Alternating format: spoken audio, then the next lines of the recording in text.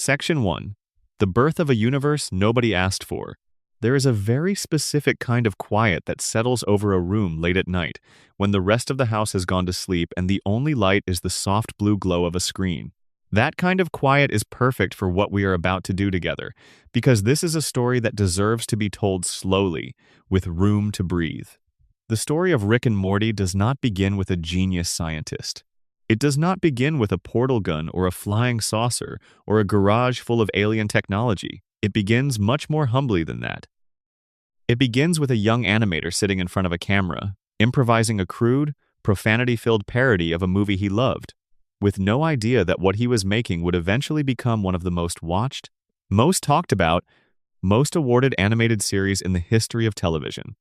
Justin Roiland was born on the 21st of February, 1980, in Manteca, California. He grew up on an almond orchard, and by all accounts had a fairly ordinary childhood in a fairly ordinary California town. The kind of childhood that does not immediately suggest a future in which millions of people around the world would be deeply invested in the interdimensional adventures of a character whose voice you created by drinking beer and accidentally burping into a microphone. But that is getting ahead of things. Roiland had been kicking around the edges of the entertainment industry for years before Rick and Morty happened. He had voiced characters on shows like Adventure Time and Gravity Falls, done work on various projects, and generally built up the kind of quiet career that keeps a creative person fed without quite giving them the breakout moment they are hoping for. He had also, by his own admission, pitched 3 different animated pilots to Fox. All 3 failed to get off the ground. The kind of failure that would discourage most people, and that Roiland later described as leaving him feeling genuinely burned out on the whole process of developing television. But Roiland had also been involved with something called Channel 101, which is where the real story begins. Channel 101 was a non-profit short film festival based in Los Angeles, co-founded by a television writer named Dan Harmon and his collaborator Rob Schrab. The idea was simple and a little brilliant. Participants would submit a short film formatted like the pilot of a television series. A live audience would then vote on which pilots they wanted to see continue as an ongoing series. The ones that got voted out were canceled, sometimes after only 1 episode. It was brutal, democratic, and completely outside the normal machinery of Hollywood, and for a certain kind of creative person, it was exactly the kind of environment that produced interesting work. Roiland had been making shorts for Channel 101 since around 2004, and some of them were genuinely strange. One of his projects, a show called House of Cosby's, ended prematurely when Roiland received a cease and desist letter from Bill Cosby's lawyers. Roiland found this deeply irritating and also, apparently, deeply funny, and his response was characteristic of the kind of creative energy that would later define Rick and Morty. He decided to make something deliberately vulgar and confrontational, something that would be funny precisely because of how far it pushed against good taste. The target was Back to the Future. Specifically, he created a short he called The Real Animated Adventures of Doc and Marty, and it featured a mad scientist character named Doc Smith and his young companion, Marty McDonald's. The names were changed just enough to dodge another legal threat, but the parody was unmistakable. The short was crude in a way that feels almost quaint now, more shock value than substance, but something in the relationship between the 2 characters clicked in a way that made audiences laugh. There was a dynamic there, something in the contrast between the eccentric, overwhelming older figure and the hapless, overwhelmed younger one that had a kind of comic energy Roiland found himself wanting to return to. He made close to 15 minutes of material starring these 2 characters across multiple shorts for Channel 101. Audiences responded. The characters kept getting voted back. And then, as often happens with Channel 101 material, Doc and Marty eventually got voted out and disappeared into the archive of things that almost were. They would stay there for about 6 years.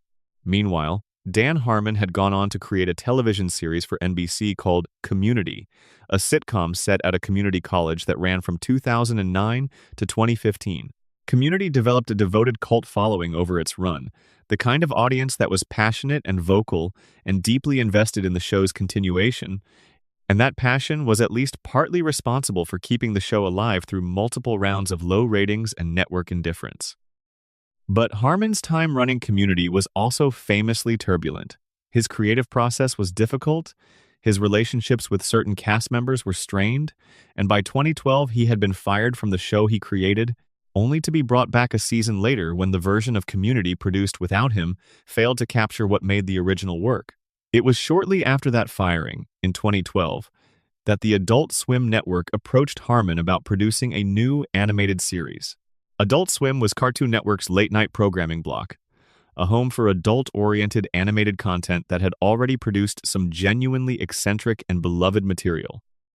They were looking for something that could serve as a primetime hit, something a little more mainstream than their usual fare while still carrying that distinctive Adult Swim sensibility. Harmon was hesitant. He was not an animator.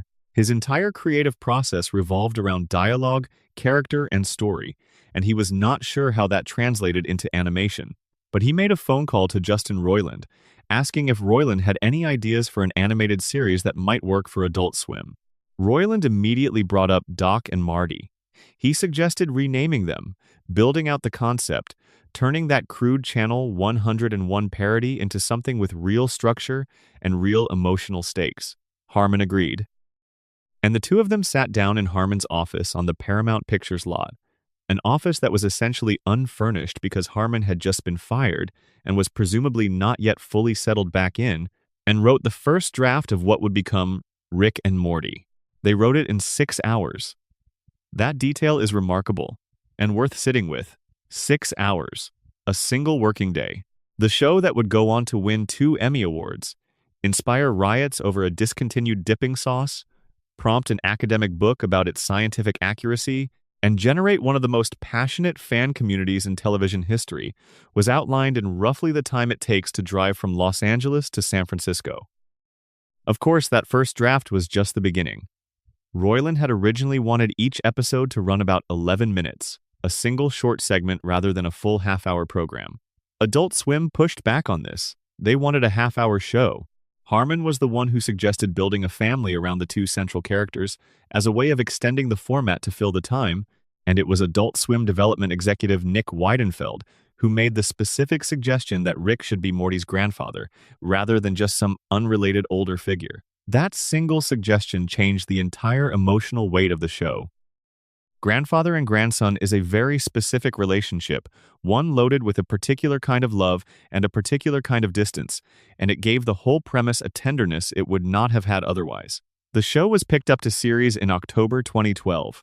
The first season premiered on Cartoon Network's Adult Swim block in December 2013, just over a year later. It ran on Monday nights at 10:30 in the evening and comprised 11 episodes, including the pilot. Early on, the critical response was warm but not explosive. Reviewers noted the show's originality and dark humor. The New York Times described it as grandparenting at its unhinged finest.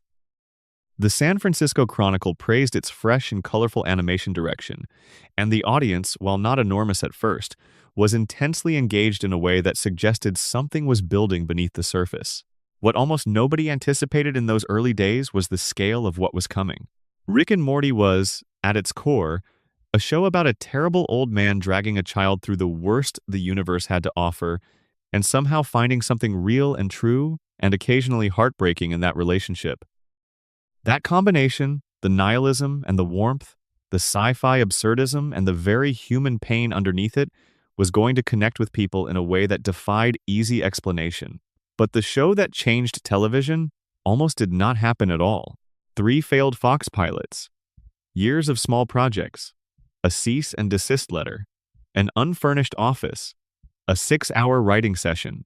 This is how things that matter get made, not with grand plans and perfect conditions, but in the spaces between other things, on borrowed time, out of frustration and stubbornness, and the simple refusal to stop trying.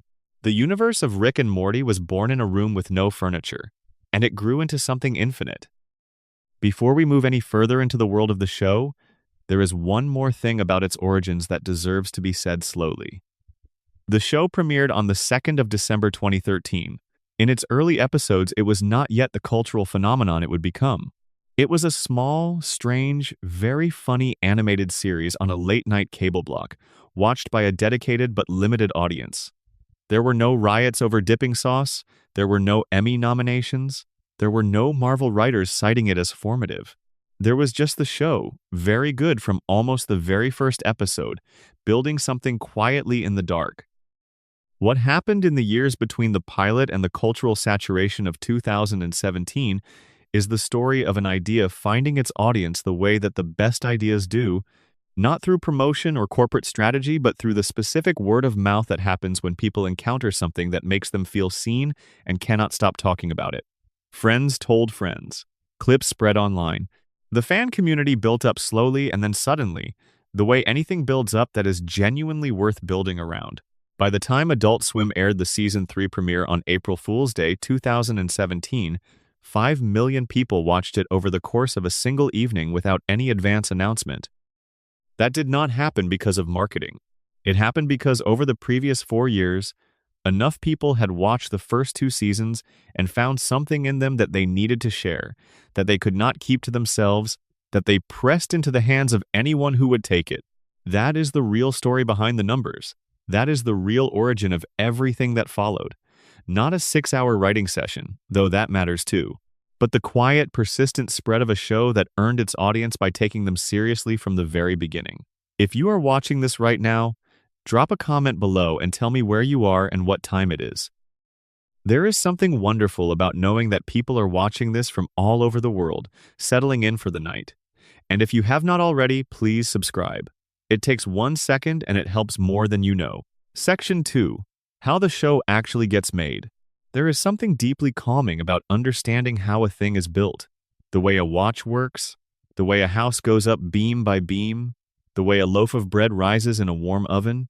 There is a quiet satisfaction in knowing the process, in understanding that behind every finished thing, there was a sequence of small, careful steps that led to its existence.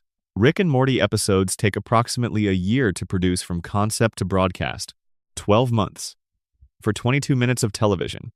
That number might seem extraordinary, but when you start to understand what those 12 months involve, it begins to make complete sense. The process begins in the writer's room. And the writer's room for Rick and Morty is, by the standards of most television productions, a remarkably small operation. When the show began, the writing staff consisted of Roiland, Harmon, and 4 other writers, Tom Kaufman, Ryan Ridley, Wade Randolph, and Eric Acosta. A writer's assistant named Mike McMahon was also given writing credit, and he would eventually go on to create Star Trek, Lower Decks, and co-create Solar Opposites, which tells you something about the quality of the people in that room. Dan Harmon described the team as a very, very tiny little writer's room with a lot of heavy lifting from everybody, rough and tumble verbally, the kind of place where good ideas were tested hard before they survived. The room would meet and discuss ideas, which is a description that makes it sound more orderly than it actually was. The conversations were wide-ranging and personal. Writers would bring in anecdotes from their own lives. They would talk about science fiction they loved, theories they found interesting, emotional experiences they had not yet fully processed. The best episodes of Rick and Morty often have this quality of feeling like someone needed to talk through something, and they found a way to do it inside a story about a drunk genius and his anxious grandson. Once an idea for an episode began to take shape, it would go through the process Dan Harmon calls breaking the story, which means developing the logical structure of a plot from its beginning through its middle and out the other end. This is where Harmon's story circle comes in, and it is worth spending a little time with because it is genuinely interesting, and also because it explains why the show feels so satisfying even when it is being as chaotic and weird as possible. Harmon developed the story circle in the late 1990s when he was working on short films for Channel 101 and needed a quick, reliable framework for constructing a story that would engage an audience. He based it on Joseph Campbell's concept of the hero's journey, the idea that the most resonant stories across human cultures follow a similar pattern of departure, transformation, and return. But Harmon simplified it down to 8 essential beats arranged in a circle rather than a line. The 8 beats go like this. A character is in a zone of comfort. That character wants something. They enter an unfamiliar situation. They adapt to that situation. They find what they were looking for. They pay a heavy price for finding it. They return to the familiar world. And they have changed. The circle shape is not decorative. It reflects something Harmon genuinely believes about the nature of story. which is that the most satisfying narratives bring you back to where you started while being fundamentally different from where you were. The journey matters, the change matters, but there is something deeply human about returning home. What makes this framework so interesting as applied to Rick and Morty is how differently it maps onto different characters. Morty tends to follow the circle closely. He starts in comfort, gets pulled into an adventure, struggles, finds something, loses something, comes home changed. Rick, on the other hand, almost never follows the circle. He barely has a comfort zone to start from.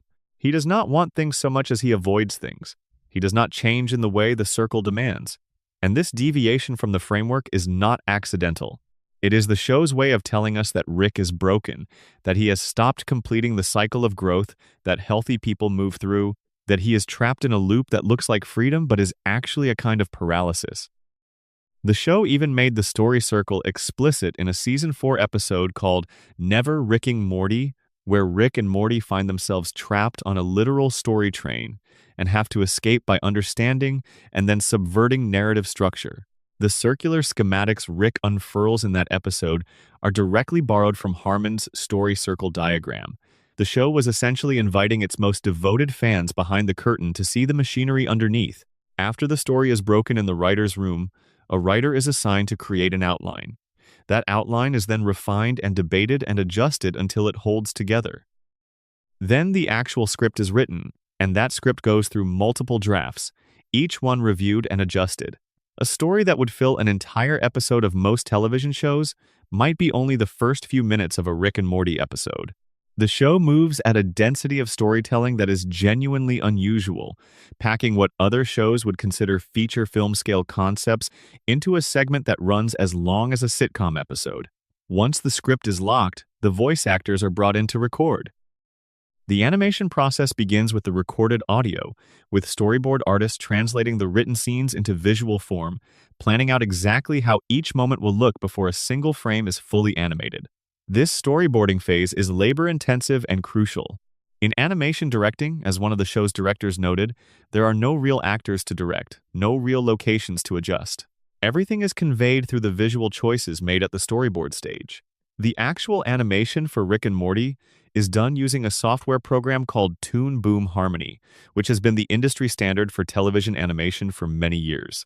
The background art for each episode is created in Adobe Photoshop, and the post-production work, the editing, the sound design, the color correction, happens in Adobe After Effects. The combination of these three programs handles essentially everything from the initial line drawing through to the finished, broadcast-ready episode. For the first 8 seasons, the physical animation was handled by a Canadian studio called Bardell Entertainment in Vancouver. Starting with Season 7, a studio in Ireland called Lighthouse Studios joined the production, and from Season 9 onward, a studio called Mercury Filmworks in Ottawa took over. This distributed production model, with creative work happening in Los Angeles while the actual animation is produced in Canada and Ireland, is common in the industry and explains how the show is able to produce episodes at the pace it does. The visual style of Rick and Morty owes a debt to several different influences that Justin Roiland has been open about acknowledging. The most obvious is The Simpsons, which Roiland has cited as a foundational influence on his cartooning style, noting that the way mouths and teeth are drawn in Rick and Morty has a visible lineage going back to that show. He has also mentioned Pendleton Ward's work on Adventure Time and J.G. Quintel's work on Regular Show as stylistic relatives. But perhaps the most interesting influence is John Kricfalusi's The Ren and Stimpy Show, a notoriously boundary-pushing animated series from the early 1990s that was famous for its expressive, exaggerated character animation. Roiland has specifically cited Ren and Stimpy as the origin of the small W-shaped mouths that Rick and Morty characters occasionally make, a direct visual quotation from a similar expression that Ren was famous for. Dan Harmon has noted that the writer's room for Rick and Morty bears a striking physical resemblance to the writer's room he used for Community, despite being in a completely different location. He has described this as a coincidence that feels like something more, the way certain creative environments seem to carry a particular energy regardless of their physical specifics. One of the most interesting production facts about the show is the way it handles the sheer density of its own storytelling. The show almost always runs an A plot and a B plot simultaneously, with both storylines reflecting on each other thematically, even when they are happening in completely different settings. The Smith family's ordinary domestic dramas and Rick's interdimensional adventures are not just happening in parallel, they are in dialogue. What happens to Rick in space echoes what is happening to Jerry in the house, and the show trusts its audience to feel that resonance even when it is never made explicit. That trust in the audience is one of the show's most distinctive qualities, and it starts in the writer's room, in those long conversations about ideas that are genuinely complicated and emotionally real. The show's writing staff came to believe early on that the audience was paying attention, that viewers would follow the story across its multiple layers, that they did not need to be told what to feel. That belief shaped everything from the kinds of stories the show chose to tell to the way it treated continuity across seasons. Because the show does have continuity. Real, meaningful, emotionally significant continuity. Events that happen in one season echo into future seasons. Characters change in ways that stick. The universe accumulates weight as time goes on, and building that kind of continuity in a show that also regularly destroys and rebuilds its own reality requires a level of organizational care that is not immediately obvious from watching the finished product, but that is woven into every step of the production process. Another production detail worth knowing is how the show handles its music. The distinctive theme and incidental music you hear in Rick and Morty is actually recycled from an earlier, unfinished project by Justin Roiland. There was a concept Roiland developed called Dog World, an animated show he pitched to Cartoon Network before Rick and Morty existed. Dog World never made it past the animatic stage and was never completed, but the music that had been created for it was too good to leave unused. When Rick and Morty was being developed, that music was repurposed and became part of the show's sonic identity. The sci-fi synthesizer textures and the specific melodic sensibility of Rick and Morty's score carry with them the ghost of a show that never was. You can also catch a small nod to Dog World in the Season 1 episode Lawnmower Dog, where Rick accidentally calls Morty's dog Ruffles, which was the name of a character in the Dog World concept. The way the writers approach the density of their stories is also worth understanding in detail.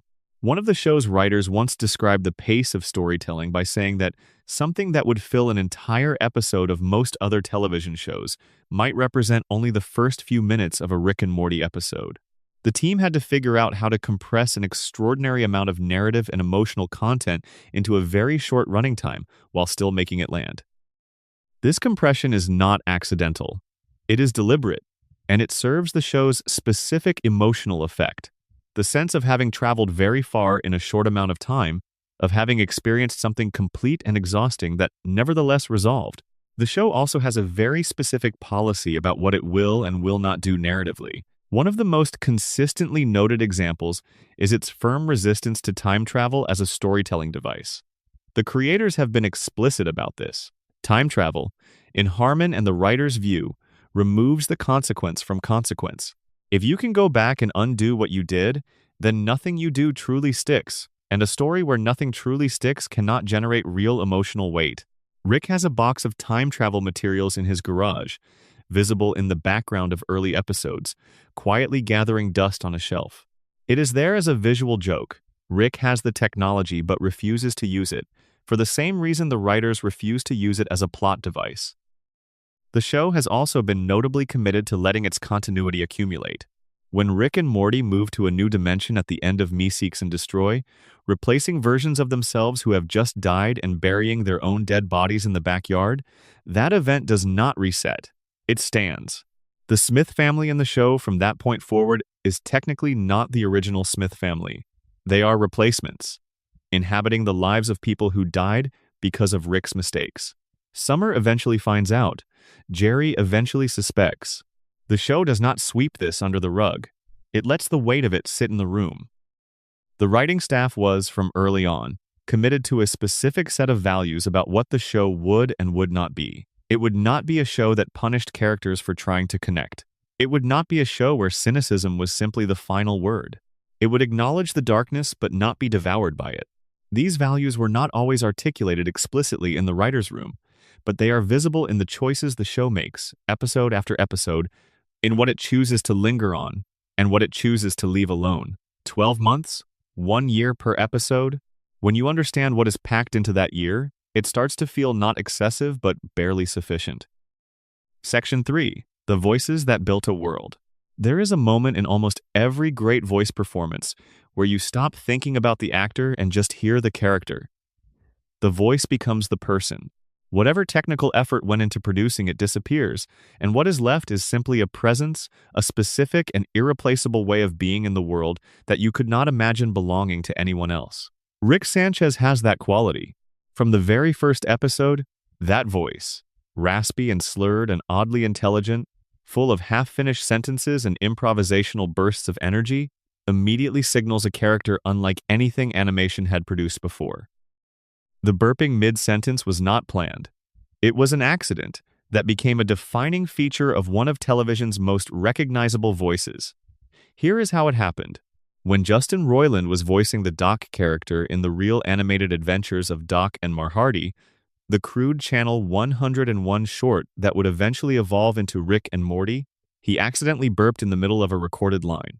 He found it so gross and so funny that he leaned into it, trying to reproduce it for a few more lines to see if it could work as a recurring bit. When the character was later developed into Rick Sanchez, the burping came with him.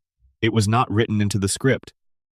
It was something Roiland inserted during recording sessions, part of the improvisational looseness that characterized how he approached both voices.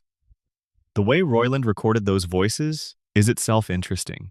For the early seasons especially, he would record both Rick and Morty in the same session, first doing the Morty lines, then switching to Rick, then going back to do specific scenes together where he wanted the interaction to have a particular feel.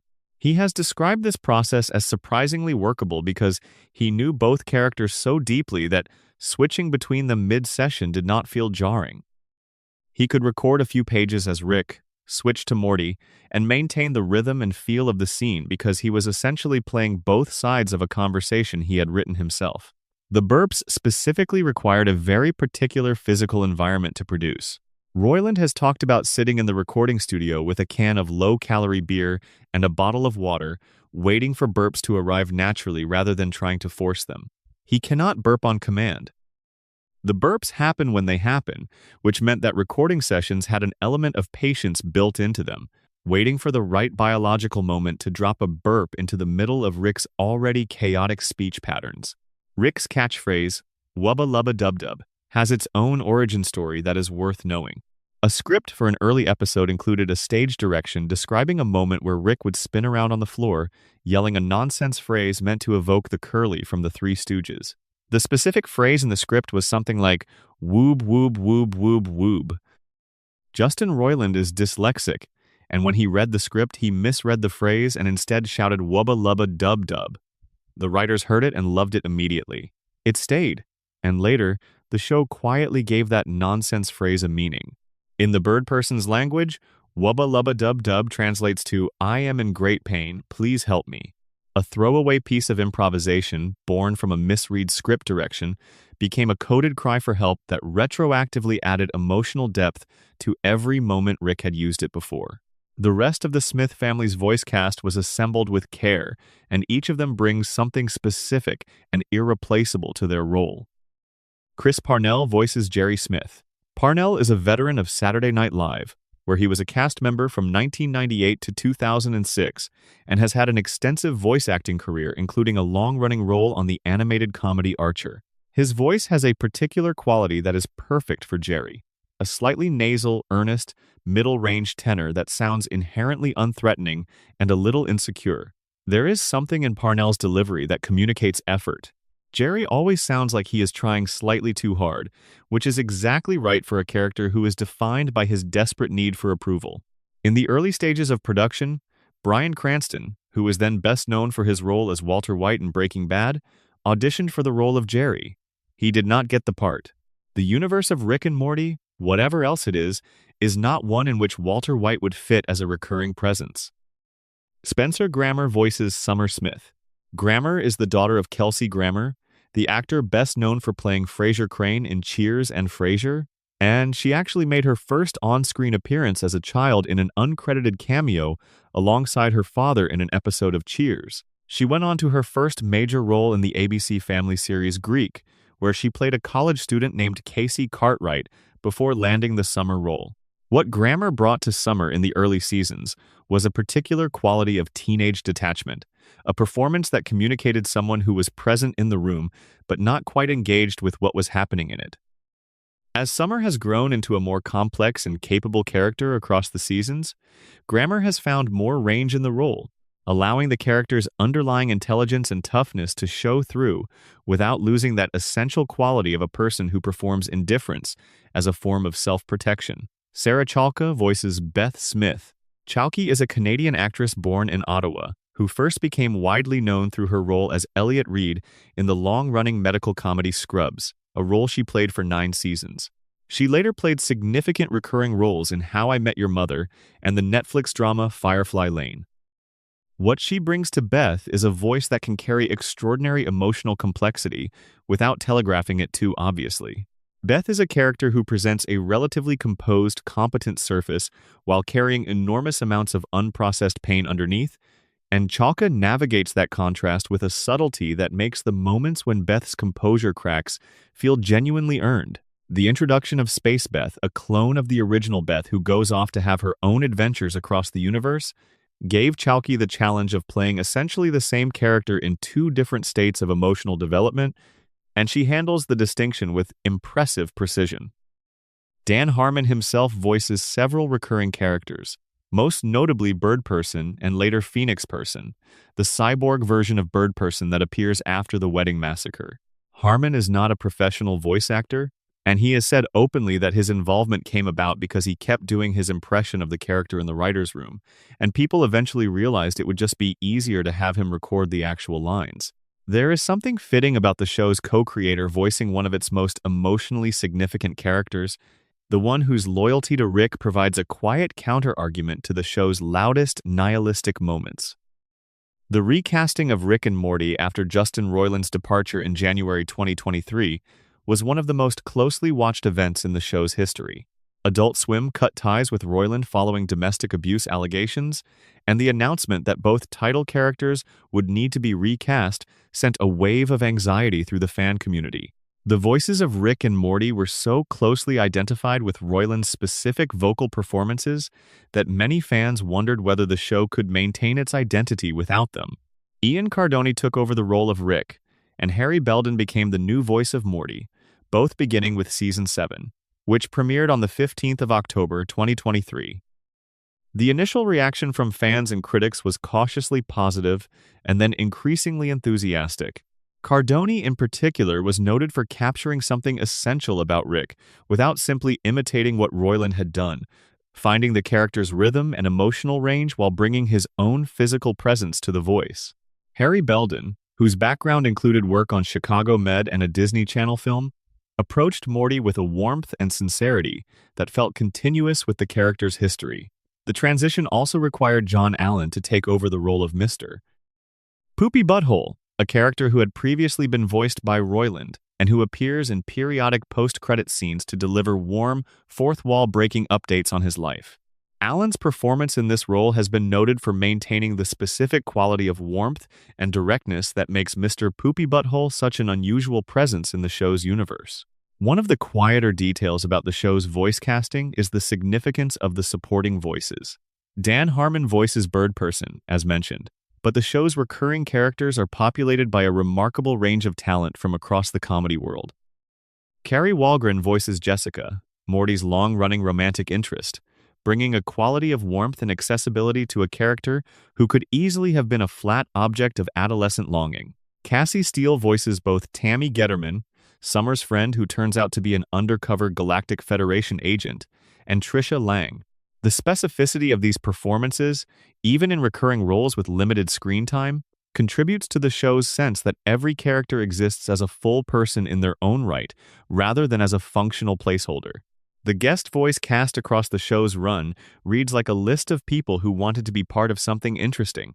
Christina Hendricks, best known for Mad Men, voiced Unity, the hive mind entity with whom Rick has a romantic relationship in one of the show's most emotionally complex standalone episodes. Patton Oswalt voiced Beta 7, Stephen Colbert voiced the intelligent alien living inside the power source of Rick's flying saucer in a sequence that doubles as a sustained meditation on the ethics of creating intelligent life for the purpose of exploitation. Christian Slater voiced Vance Maximus, leader of the Vindicators, the superhero team that represents everything Rick finds irritating about people who perform heroism for approval. Paul Giamatti voices a character in one arc, bringing his specific quality of wounded dignity to a role that might have been played entirely for comedy. These casting choices are not incidental.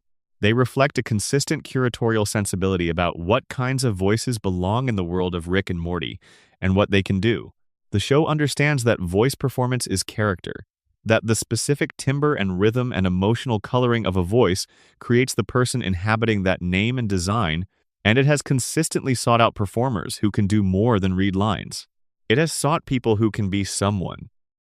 What the successful transition ultimately demonstrated is something that the show itself had always argued, in its own roundabout way, which is that identity is more complex than the surface presentation of it.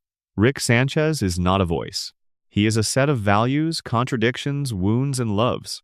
The voice is the vehicle, not the destination. The voices of the Smith family, Beth, Jerry, and Summer, remained unchanged through the transition. Chris Parnell, Spencer Grammer, and Sarah Chalka continue to inhabit those characters. That continuity provided an anchor point, a familiar set of presences around which the new voices of Rick and Morty could settle into their roles. The house remained recognizably the same house, even as its most chaotic resident acquired a new vocal instrument. Section 4. The real science behind the portal gun. Let us slow everything down for a moment. Find a comfortable position. Let your breathing settle into something easy and natural. And let me tell you about what real physicists think when they watch Rick and Morty. Because here is something worth knowing. Actual scientists watch this show, not just casually, not just for the jokes, but with genuine professional interest, because the show engages with real scientific ideas in ways that most fiction does not bother to do. It gets things wrong, sometimes spectacularly wrong, but it gets things wrong in ways that are interesting, and the underlying questions it raises are questions that physicists and cosmologists and neuroscientists actually spend their careers thinking about. The show's central concept, the existence of infinite parallel universes accessible through a portal device, draws directly from one of the most serious and genuinely contested ideas in modern physics. The concept is called the many worlds interpretation of quantum mechanics, and it was first proposed by a physicist named Hugh Everett in 1957. Everett was a graduate student at Princeton when he developed the idea, and his thesis advisor, the legendary physicist John Wheeler, had to significantly revise it before it was considered publishable. For many years after its publication, the many worlds interpretation was considered a fringe position, the kind of idea that gets discussed at conferences but is not really taken seriously.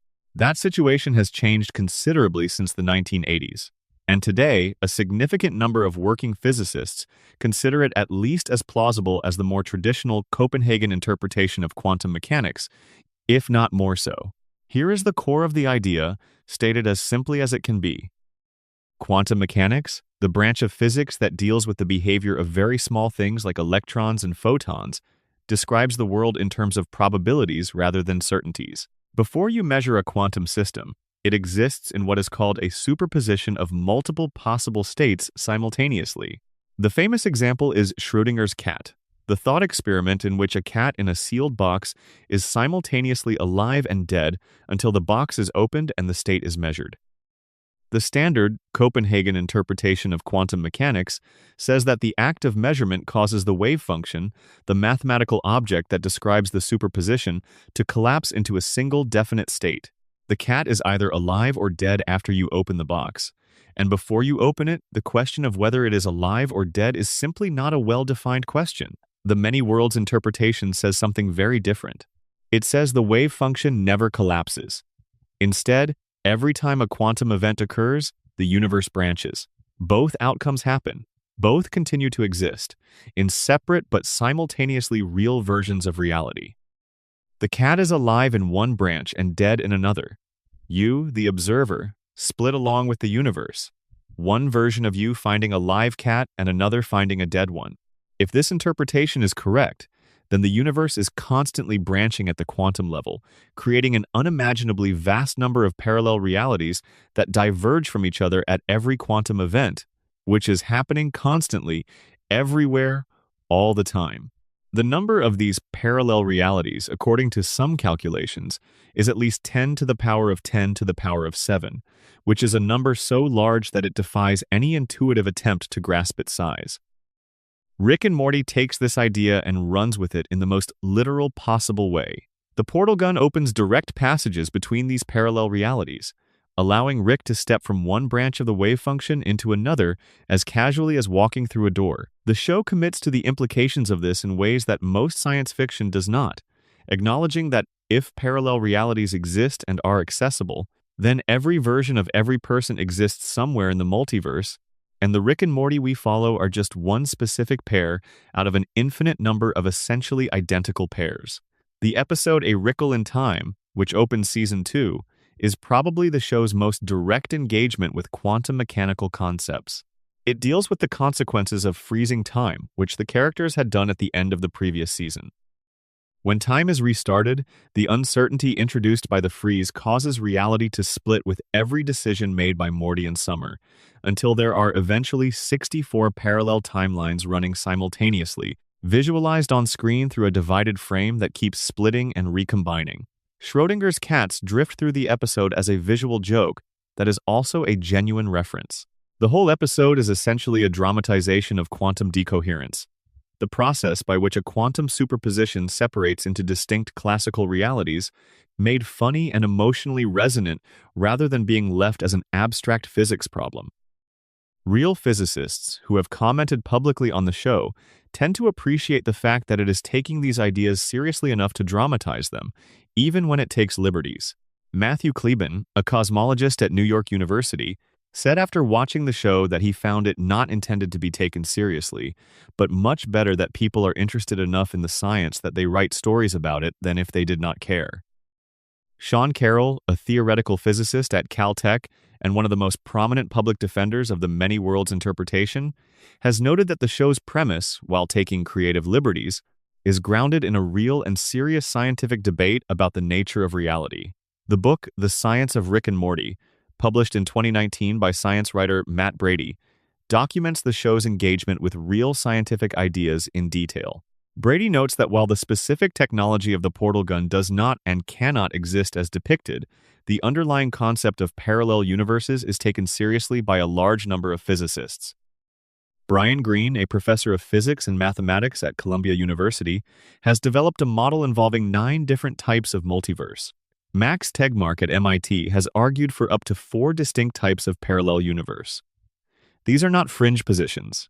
They are serious attempts by serious physicists to make sense of what the mathematics of physics seems to be telling us about the nature of reality. The show's engagement with the concept of the Dyson sphere, which appears when Rick is revealed to be powering his flying saucer using a miniature universe, is another example of this engagement with real science. A Dyson sphere is a theoretical megastructure first proposed by physicist Freeman Dyson in 1960, in which an advanced civilization constructs a shell around an entire star to capture all of its energy output. Rick's miniverse, the tiny pocket universe he created as a power source, and in which intelligent life has evolved without knowing its universe is being used as a battery, is the show taking this concept and pushing it to an absurdist extreme while asking a genuinely uncomfortable question about the ethics of exploiting beings who do not know they are being exploited. The simulation theory subplot, which appears across several episodes, draws from real philosophical and scientific debate about whether the universe we inhabit might itself be a computational simulation run by some more advanced intelligence. Nick Bostrom's famous simulation argument, published in 2003, proposed that if advanced civilizations are capable of running detailed simulations of consciousness, and if many such civilizations exist, then the probability that we are ourselves simulated is extremely high. Rick and Morty plays with this idea repeatedly, including in the Miniverse episode where Rick creates beings who might themselves create simulations, producing a potentially infinite regression of simulated realities stacked inside each other. The show's relationship with time travel is interesting specifically because of what it chooses not to do. The creators have been explicit about their resistance to time travel as a narrative device. Dan Harmon and the writers have said in multiple interviews that they find time travel narratively convenient in a way that undermines storytelling, that it makes consequences reversible in ways that kill dramatic tension. In Rick's garage, in an early episode, there is a box labeled "Time Travel Stuff" sitting on a shelf, unused. It is the show quietly telling you that this is a tool Rick possesses but has chosen not to use. And the reason it is on the shelf rather than in active rotation is the same reason the writers put it there. Some tools are too convenient to be interesting. The show does engage with time manipulation in limited ways, including the Groundhog Day adjacent time loop elements of some episodes, but it is careful to distinguish these from classic time travel, from going back to change specific events in a specific timeline, which is the kind of thing the show consistently frames as either impossible or undesirable. The physics of this choice maps onto real debates in physics about whether backward time travel is theoretically possible and whether the paradoxes it generates, notably the grandfather paradox, can be resolved in any coherent way. There is something deeply restful about thinking about these ideas at night, in the dark, when the world is quiet. The many worlds interpretation of quantum mechanics says that every possible version of your life is happening right now in some branch of the universe. In one branch, you made a different choice at some crucial moment, and that choice led somewhere else entirely. In another branch, things went worse. In another, they went better. The version of you reading this is just one point in an infinite space of possible yous. And there is something both vertiginous and strangely comforting about that, the same vertigo and comfort that Rick and Morty returns to again and again in its best moments. The show also engages, in quieter ways, with ideas from neuroscience and the philosophy of mind. The Morty's Mindblowers episode, in which we discover that Rick has been secretly erasing traumatic memories from Morty's mind without his knowledge, draws on real debates in neuroscience and philosophy about the ethics of memory modification. Can you give someone's genuine consent to a procedure they will not remember? If a person's character is shaped in part by their experiences, is erasing those experiences a form of harm even if the immediate distress is relieved? The episode does not pretend to answer these questions. It just puts them in the room and lets them sit there, dressed in comedy, while Morty slowly realizes the extent of what has been done to him. The concept of Rick's intelligence itself has been a subject of genuine fan analysis. The show presents Rick as definitionally the smartest being in the universe inside the central finite curve, but it is careful throughout its run to show us the limits of what intelligence can do for a person. Intelligence can build a portal gun. It cannot rebuild a marriage. Intelligence can escape any prison. It cannot escape the recurring nightmare of loss. Intelligence can outthink any adversary. It cannot make itself want to be loved rather than feared. The physicist Richard Feynman once said that the pleasure of finding things out was one of the great joys of his life. Rick has that pleasure available to him at a scale nobody else in the universe can access, and the show is asking us to notice that it has not made him happy. That is not a condemnation of intelligence. It is an observation about the relationship between capability and well-being, which are not the same thing and do not automatically arrive together. The show's most recent seasons have continued to engage with real scientific and philosophical concepts, including questions about the nature of consciousness and whether digital or artificial versions of a being are genuinely the same being as the original. These questions, sometimes called questions of personal identity, have been debated by philosophers for centuries and are now being debated by technologists building AI systems. And Rick and Morty keeps finding ways to dramatize them in its characteristically absurdist way without losing the genuine weight of what is at stake. Nobody exists on purpose. Nobody belongs anywhere. Everybody's gonna die. Come watch TV. Section 5. Hidden in Plain Sight. One of the quieter pleasures of Rick and Morty, and there are many, is the sense that the show is always doing more than it appears to be doing on any given viewing. The episodes are dense enough on the surface level that it is easy to miss what is happening in the corners, in the background, in the lines that pass too quickly to register fully. But the show's creators have packed an extraordinary amount of material into those corners, and discovering it on second or third viewings is one of the rewards the show offers to its most attentive audience. Let us start with the very first episode, the pilot. Rick and Morty are attempting to sneak megaseeds through interdimensional customs, and the scene includes a wide shot of the customs area full of various alien beings waiting in line. For most viewers, this is simply background texture, a way of establishing that this universe is populated with creatures from across infinite realities. But if you pause on that shot, you can pick out some very specific silhouettes. 3 of the alien figures in the crowd are shaped exactly like Tom Servo, Crow T, Robot, and Gypsy from Mystery Science Theater 3000, the beloved comedy series in which characters make jokes about bad movies from a silhouetted theater audience. Another silhouette in the same scene is the unmistakable shape of an alien from the classic arcade game Space Invaders.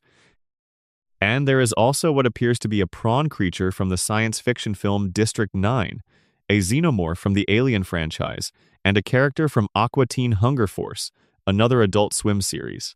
It is a single background shot in the pilot episode, never commented on by the characters, and it contains references to at least 7 different science fiction properties. This kind of layered background detail is a consistent feature of the show's visual design, and it rewards the kind of frame-by-frame examination that streaming has made possible in a way that weekly broadcast television never could. The creators have acknowledged that they put things in backgrounds, specifically knowing that some viewers will pause and look, and that the experience of finding those things is itself part of what they are offering. One of the most celebrated pieces of foreshadowing in the show's history involves the Parasite episode in Season 2, Total Recall. In that episode, the Smith household is invaded by memory-implanting parasites that disguise themselves as beloved characters from the family's past, inserting themselves into fake memories. The key detail of the episode is that the parasites can only create positive memories, which means anyone you only have good memories of might be a parasite. But how did the parasites get into the house in the first place? The answer was planted 2 episodes earlier, in an episode called Morty Night Run, in a moment that most viewers did not register at the time. At the end of that episode, Rick shovels some glowing green rocks into the spaceship's trunk. If you look closely at those rocks, you can see tiny pink eggs clinging to them. Those are the parasite eggs that will hatch and infest the house 2 episodes later. The show planted the explanation for a subsequent episode's premise before that episode existed for the audience, and placed it so naturally within an existing scene that almost nobody caught it on first viewing. The connection between Gravity Falls and Rick and Morty is another layer of hidden material that became a significant source of fan excitement. In the Season 1 episode Close Rick Counters of the Rick Kind, Rick opens multiple portals while being chased by other Ricks. One of those portals opens and spits out a very specific set of items: a coffee mug with a question mark design, a pen, and a notebook. These are exact replicas of 3 objects that the character Grunkle Stan lost through a portal in the Gravity Falls episode Society of the Blind Eye. The Gravity Falls connection is particularly interesting because the creator of Gravity Falls, Alex Hirsch, makes a guest appearance in Rick and Morty, voicing the character Toby Matthews, the boy that Summer had a crush on in an early episode. The 2 shows have never been officially declared to exist in the same universe, but the evidence of cross-pollination between them is extensive enough that fans have built elaborate theories about the nature of their connection. The show also hides extensive references to its other co-creators' previous work. Dan Harmon spent several years running the NBC sitcom community before Rick and Morty, and that show's influence shows up in Rick and Morty in ways both obvious and subtle. In the episode Autoerotic Assimilation, Rick instructs the hive mind entity Unity to create a television show for him. The show Unity produces is populated by a group of alien characters sitting around a study table, and the specific arrangement of those characters, their physical types, and their positioning around the table exactly mirrors the cast of Community gathered around their study room table. The episode even has Rick cancel the show after 1 season and then bring it back, an obvious reference to Community's own tumultuous cancellation and revival history under Dan Harmon. In Morty's Mind Blowers, the clip show episode where we see fragments of adventures that Rick erased from Morty's memory, Rick describes the episode as a clip show made from clips you haven't seen before, which is a direct reference to a Community episode called Paradigms of Human Memory that was exactly that, a clip show composed entirely of footage from events that had supposedly happened off-screen and had never been shown to the audience. The show's title card productions provide their own stream of subtle personal details. Dan Harmon's production company is called Harmonious Claptrap, and its vanity card appears at the end of each episode. In the early seasons, that card showed a cheerful domestic scene. After Dan Harmon's divorce from comedian Aaron McGathy, the vanity card was quietly updated to show a much more somber image. A lonely figure sitting on a couch surrounded by bottles. The show was using its end card to quietly document its creator's personal life without ever calling attention to the fact. Rick's consistent refusal to wear a seatbelt while every other character in vehicles consistently does wear one is a detail that appears throughout the show's run without ever being explicitly commented on. It is not a plot point. It is not set up and paid off. It is simply a persistent visual note about who Rick is. A man who has mentally opted out of the ordinary precautions and social contracts that govern everyone else's behavior. He does not wear a seatbelt because he does not believe the normal rules apply to him. That belief is sometimes right and sometimes catastrophically wrong, but it is never wavering. The word Rick appears in almost every episode title. Close Rick counters of the Rick kind, A Rickle in Time, Total Rickall, The Rick Shank Rickdemption. Rick and Morty has built an entire sublanguage of title wordplay around its protagonist's name, and tracking the specific puns and portmanteaus across the season titles is its own small entertainment. In the Season 3 premiere's aftermath, after Rick has escaped from Galactic Federation custody and dismantled both the Federation and the Citadel of Ricks, there is a brief scene in Rick's garage in which Summer attempts to rearrange some dead flies she has found there, hoping they might be a secret code or signal. Later in the episode, Rick quietly realigns those same dead flies while Summer is distracted, and the garage floor splits open to reveal a hidden laboratory underneath. The dead flies were a lock. Rick arranged them as a security measure so subtle that even his family members, looking directly at them, did not recognize what they were. It is a detail that requires 2 viewings to catch and rewards both of them in different ways. The show's episode titles are themselves a layer of hidden text. The practice of substituting the word Rick or Ricky into famous titles from other works has produced some remarkable examples. Close Rick Counters of the Rick kind reworks the Spielberg film Close Encounters of the Third Kind. A Rickle in Time plays on A Wrinkle in Time by Madeleine L'Engle. Total Rickall is a riff on Total Recall, the Philip K. Dick adaptation. The Rick Shank Rickdemption pulls from both Frank Darabont's The Shawshank Redemption and the idea of Rick redeeming himself from the Shank, a slang term sometimes used for the Citadel. These title puns operate as a kind of secondary humor that runs parallel to the episode's actual content, providing an extra layer of pleasure for viewers who catch them. The show's use of continuity extends to some remarkably small details. In the episode Jerry's Kitchen, there is a brief moment where Rick tosses some glowing rocks in Jerry's direction. Those same glowing rocks appear in a later episode and turn out to have been carrying parasite eggs all along. The show had planted the delivery mechanism for a future episode's core premise inside what appeared to be a throwaway background moment in an earlier one. This kind of long-range foreshadowing requires either extraordinary planning or extraordinary retroactive justification, and in Rick and Morty's case, the writers have never been entirely clear about which it was, which itself might be the honest answer. Some of it was planned and some of it was found. The Doofus Rick detail is worth noting. Doofus Rick, a version of Rick from a universe where the social order is apparently quite different, is described by other Ricks as uniquely pathetic and worthy of contempt. He is also, as the show establishes through a quick visual joke, the only Rick who genuinely enjoys Jerry's company. Jerry, the person most consistently dismissed by every other version of Rick, is genuinely liked by the one Rick who has been separated from the arrogance that defines the others. The show is making a point here that it never underlines too heavily. The qualities that make Rick impossible to live with are inseparable from the qualities that make him impressive, and removing one might require removing the other. The truth tortoise from Morty's Mind Blowers is another hidden detail that rewards close attention. The truth tortoise holds all the knowledge of the universe, and looking into its eyes causes the viewer to know everything. Rick sealed away the memory of Morty's encounter with the truth tortoise, presumably because Morty now knows too much. But in the same episode, if you play back the sequence involving the tortoise in reverse, there is reportedly a hidden audio message. The show plants things not just for eyes, but for people who will spend their evenings rewinding and listening carefully.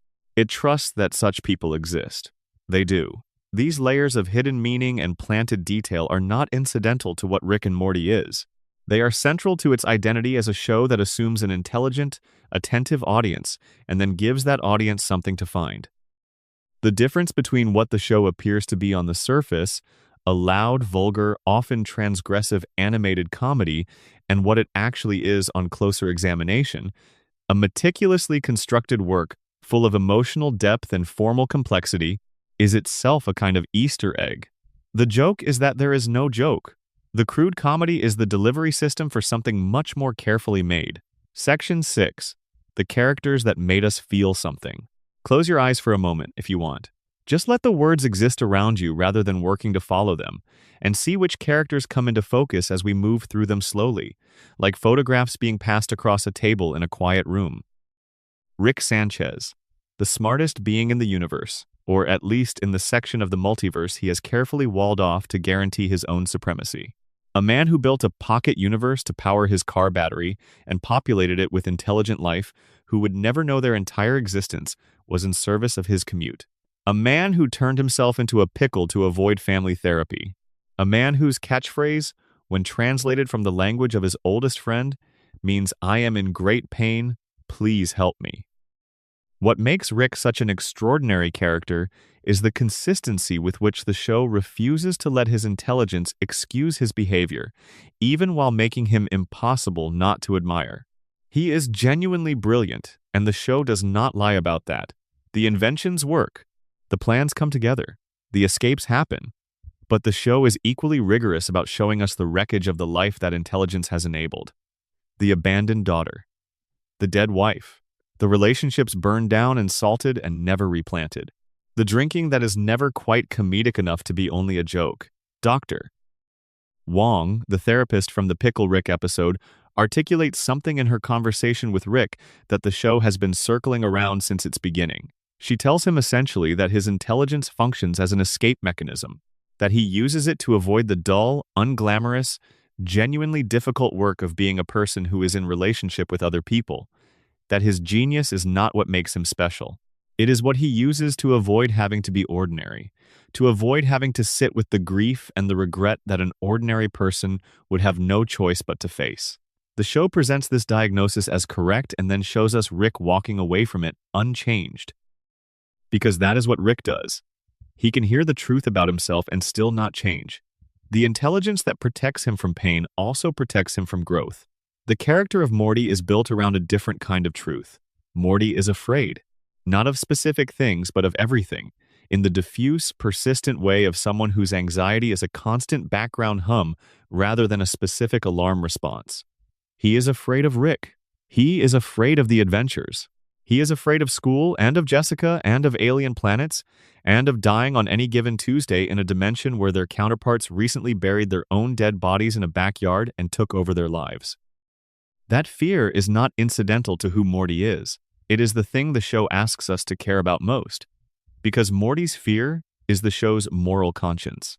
Rick moves through the universe without consequence, or at least without registering consequence. Morty registers everything. He carries it. The weight of what they do accumulates in him in a way it never does in Rick, and that weight is the show's record of what their adventures actually cost. Every time Morty freezes, every time his voice cracks, every time he sits on a couch staring at nothing after something terrible has happened, the show is keeping score. Jerry Smith might be the most underrated character on the show. He is played for laughs, consistently and mercilessly. Rick mocks him. Beth struggles to respect him. His children are embarrassed by him. The world dismisses him. He is, by most of the show's own metrics, a failure. And yet Jerry keeps going. He is stubborn in his own small, quiet way. He loves his family genuinely. He does not manipulate. He does not scheme. He absorbs an extraordinary amount of contempt and continues to show up the next morning. There is an episode in which Jerry survives on an alien planet by himself. Not through intelligence or toughness or special skills, but through the specific, unkillable resilience of someone who has spent years absorbing mockery and disappointment and still getting up.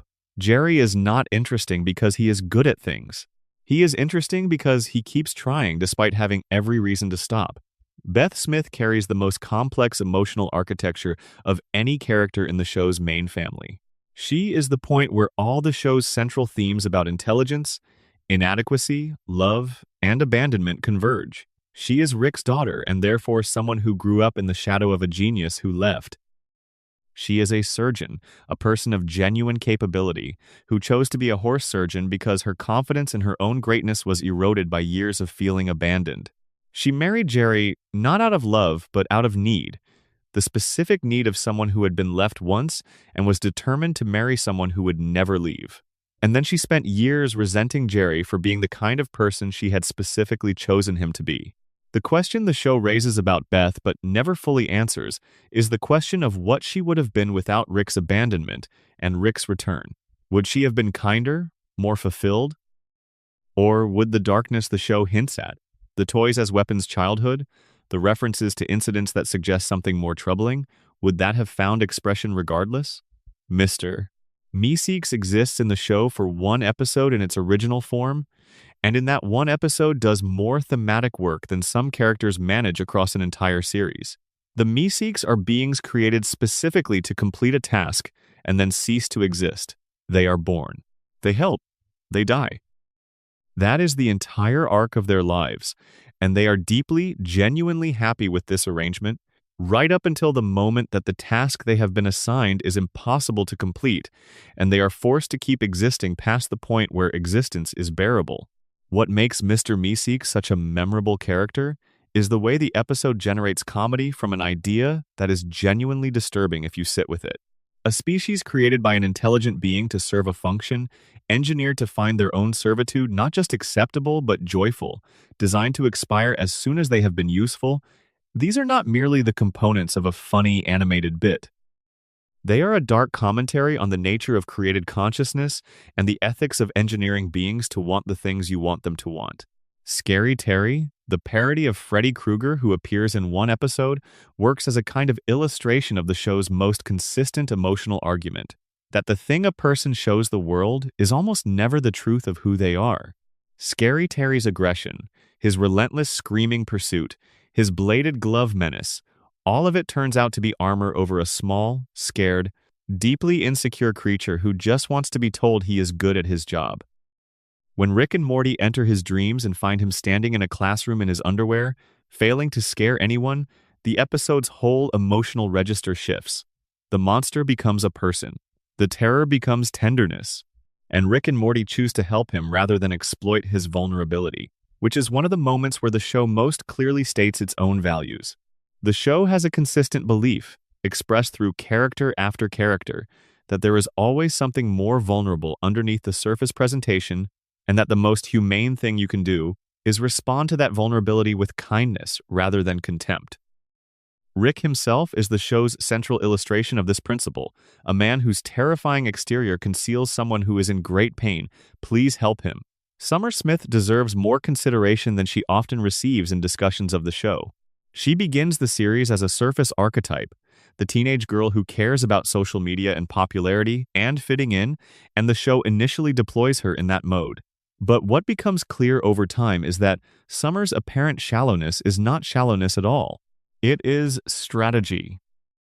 She is the member of the family who has the least obvious claim to importance in a household that contains the smartest man in the universe and his chosen adventure companion, and her investment in her social world is her way of building a domain in which she can matter, can excel, can be chosen rather than overlooked. The episode that reveals Summer was an unplanned pregnancy, that Beth and Jerry almost made a different choice when she was conceived, is one of the most emotionally honest moments in the show's run. What Summer does with that information is not fall apart, not perform gratitude, not pretend she has not been told something that confirms one of her deepest fears. What she does is make herself matter anyway. She finds Rick. She inserts herself into the adventures. She does not wait to be invited because she has learned that waiting to be invited is how people like her get left out of their own stories. The character King Jellybean, who appears briefly in Season 1, originated in an earlier unfinished project of Justin Roiland's called Unbelievable Tales, where the character went by the name Crumply Crumplestein. The character was one of the early examples of the show using its genre freedom to address something genuinely uncomfortable, in this case the reality of encountering predatory individuals in positions of apparent authority. The episode that features King Jellybean is careful and difficult in the way the best episodes are. Not exploitative in its darkness, but not sanitizing it either. The Beth and Jerry relationship is often treated as one-dimensional by people who do not watch the show closely, but the show has been doing something interesting with it across its entire run. Their marriage is presented simultaneously as a mistake, a trap, a convenience, and a genuine love story, all at once, which is actually a more honest portrait of long-term relationships than most fiction manages. Beth chose Jerry for the wrong reasons and has spent years resenting him for it, but the resentment is inseparable from the love, and the show understands that these two things can coexist without one canceling the other out. The moment in Season 2 when Jerry forces Beth to choose between him and Rick, and Beth chooses Jerry, causing Rick to leave the house, is the show's most direct statement of what the marriage actually means. Beth chooses Jerry not out of certainty that she loves him more than she needs Rick, but out of a kind of recognition that her relationship with Rick is also a trap, that staying in Rick's orbit means never having to choose, never having to commit, never having to grow up. Choosing Jerry is a choice to be a person with an ordinary life, rather than the daughter of the smartest man in the universe. It is not purely a happy choice, but it is hers. Section 7, the Season 3 saga. There are waits, and then there are waits. There are times in your life when you are waiting for something and you know it is coming. It is definitely coming. Someone has confirmed it is coming. But the days keep passing, and the thing keeps not arriving. And the distance between the promise and the reality starts to feel like a kind of joke that you are not entirely in on. Rick and Morty fans experience this kind of wait between the second and third seasons of the show. Season 2 ended in October 2015, on a cliffhanger of genuinely operatic proportions. Rick had turned himself in to the Galactic Federation, and Earth was under alien occupation, and the citadel of Ricks had been destroyed, and everything was chaos, and then the episode ended, and then nothing happened for a very long time. The show had been renewed for a third season in August 2015, shortly after the second season's successful premiere. Adult Swim made the announcement with appropriate fanfare. The creators expressed their excitement, and then the writers' room got to work and the delays began. The specific shape of those delays has been described differently by different people at different times. What seems clear is that Dan Harmon and the writing staff were caught in a kind of creative perfectionism that kept them from being able to move forward as quickly as they wanted to. Harmon has said openly that the voice of it is not quite right yet, pushing back on scripts and story directions that others in the room considered ready to move on from. Justin Roiland's position was more often, let us move forward, keep the machine going. Their different creative temperaments, which had always been a source of productive tension in the writer's room, became a source of genuine delay during this period. By the end of 2016, a full year after Season 2 had concluded, there was still no premiere date. Rumors circulated on Reddit about internal conflicts, about the show being in trouble, about fights between the creators. An Adult Swim press release issued in January 2017 about a new spin-off website ended with the note, "No, we do not have a premiere date yet," a self-aware nod to the fan anxiety that had been building for over a year. The wait became a cultural event in itself. Rick and Morty fans developed a particular brand of patient, desperate humor about the hiatus, making memes about the delays, tracking every public comment by Harmon or Roiland for hints about timing, turning the waiting itself into a kind of communal experience. Dan Harmon's Twitter feed during this period was, by his own description, a constant stream of people asking where Season 3 was, and he would occasionally engage with individual fans in the thread in ways that were funny and a little chaotic. And then, at 8 o'clock on the evening of the 1st of April 2017, without any announcement, without any prior marketing, without any hint at all, the first episode of Season 3 began airing on Adult Swim. It was the Season 3 premiere. It was real, and it would continue airing on a loop until midnight. The idea for this particular April Fool's prank came from Mike Lazo, an Adult Swim executive with a long history of producing surprising and unconventional programming for the network. Both Harmon and Roiland had been deeply skeptical of the concept when it was first proposed. Roiland recalled thinking that it would be perceived as unceremonious, that after all the waiting and anticipation, dropping the premiere without any fanfare on April Fool's Day would read as dismissive of the fans who had been eagerly waiting. He was worried the audience would think the season would be coming next summer, and they were going to find out on April Fool's Day. He was wrong. The reaction was immediate and enormous. Within minutes of the episode starting to air, people were texting and tweeting and calling each other. Clips appeared online. The episode spread through social networks with a speed that caught everyone involved by surprise. Justin Roiland described it later as a moment in the show's history where if you used the internet that night, you could not avoid something about Rick and Morty. It hit what he called a critical mass. The numbers back this up. In its first airing at 8 in the evening, the episode drew around 676,000 viewers. This was a Saturday night. By the time the episode had been airing on loop for several hours, word had spread far enough that the total audience for the evening had grown to around 5 million people. This for an episode that had been aired with no promotional buildup whatsoever on a holiday known for pranks. The Season 3 premiere was called The Rickshank Rickdemption, and it was, by any measure, an extraordinary piece of television. It resolved the Season 2 cliffhanger by having Rick escape from Galactic Federation prison using only his mind, in a sequence that demonstrated exactly what the show could do when it was operating at full capacity. The episode also introduced the Szechuan sauce, in a scene where Rick, while apparently cooperating with a Federation agent inside a brain simulation, orders Szechuan McNugget dipping sauce from a McDonald's that exists within the simulation. He describes it as a sauce McDonald's released in 1998 as a promotion for the Disney film Mulan, a sauce that had been discontinued but that he remembered with extraordinary fondness. He monologues at the end of the episode about the sauce being his entire series arc for 9 more seasons. Rick and Morty fans took this seriously. They had been waiting almost 2 years for new episodes, and a significant portion of them, apparently, were prepared to take a joke about a discontinued dipping sauce and transform it into a cultural movement. Within days, over 40,000 people had signed a petition on change.org asking McDonald's to bring back the Szechuan sauce. A 20-year-old packet of the sauce sold on eBay for $14,700.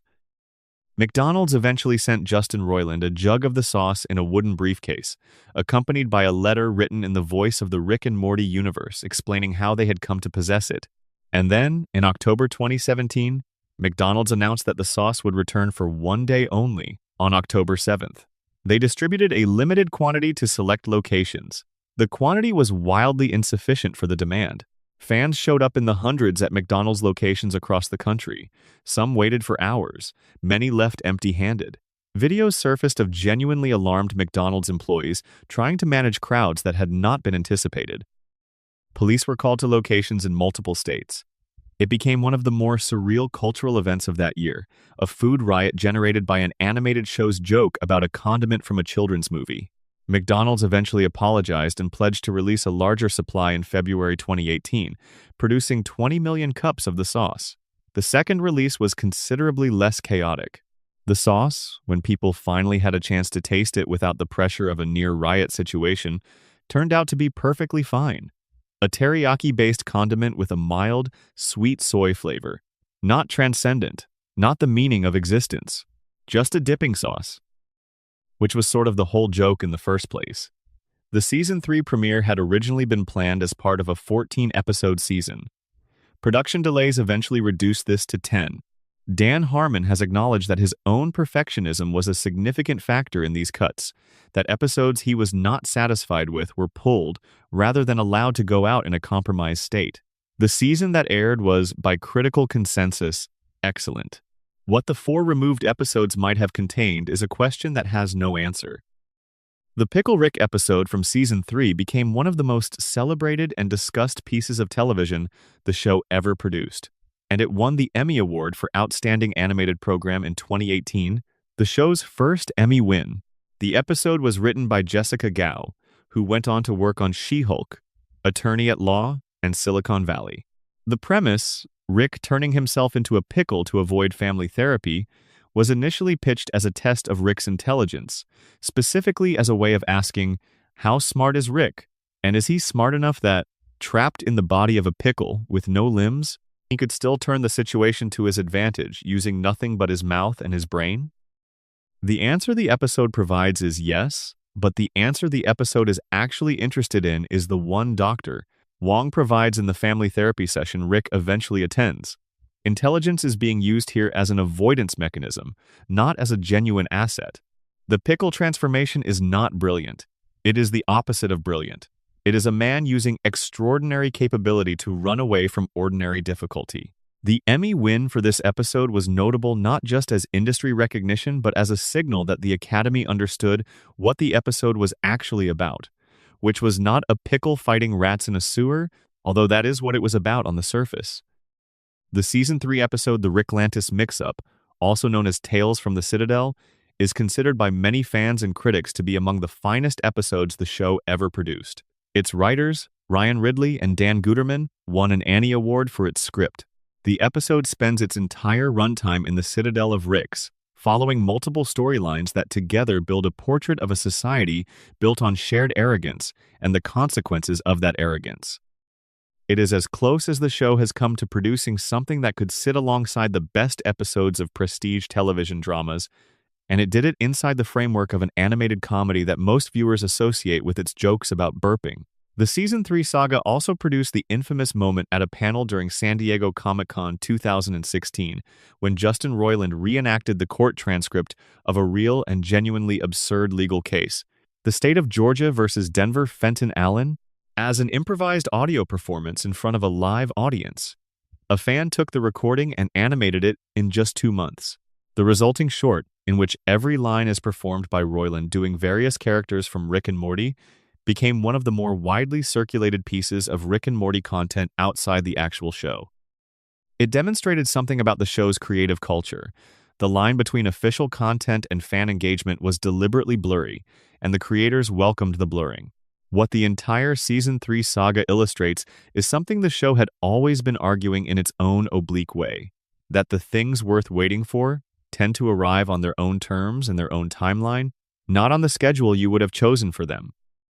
The season that took nearly 2 years to arrive became the occasion for one of the most memorable and widely discussed moments in the show's history, a moment that could only have happened because of the delay, because of the build-up, because of the exact specific weight of anticipation that had accumulated over those months.